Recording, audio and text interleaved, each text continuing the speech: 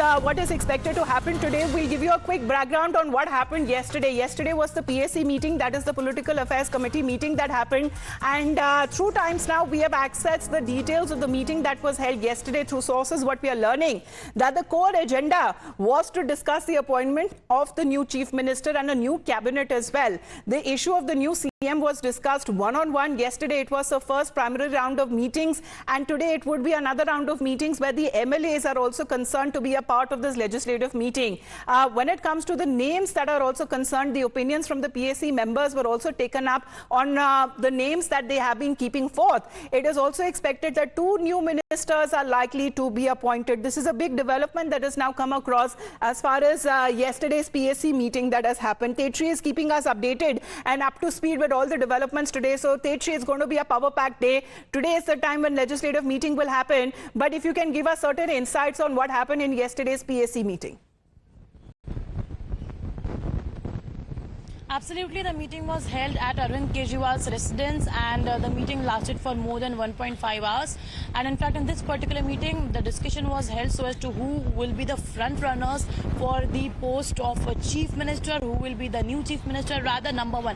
Number two, the focus was also on the cabinet, because after once the chief minister Arvind Kejriwal resigns, then certainly there is a need to induct new cabinet. So what will be the portfolios, who will be given which portfolio, that was also decided. And number three, in fact, what we are getting to know via our sources is that there is a high possibility of inducting a Dalit leader in the cabinet as well, because remember that when Rajkumar Anand, who was a former minister with Aam Aadmi Party, when he resigned, he criticized Aam Aadmi Party, he criticized Arvind Kejriwal for not paying attention to the for not giving attention to the Dalit leaders and the Dalit community as well, and he felt very left off, and that is why he decided to resign from the party. So that is why, to gain back that lost status of the party, it is highly possible that party could induct a Dalit or an SC/ST leader in the new cabinet. Well, the suspense, which is expected to end soon, however, at around 11:30 this morning, that would be the legislative party meeting that will be taking place at his residence.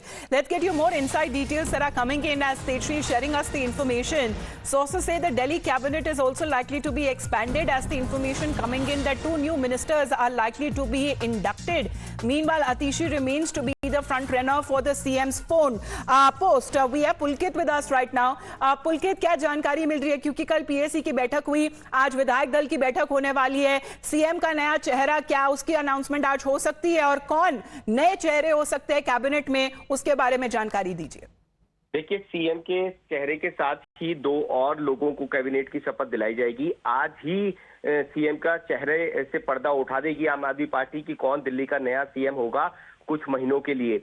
तो ये दोनों चीजें साफ हो जाएगी। साथ ही एक दलित विधायक को भी कैबिनेट में जगह दी जाएगी, और 2 और मंत्री मुख्यमंत्री के साथ में कैबिनेट में शपथ लेंगे।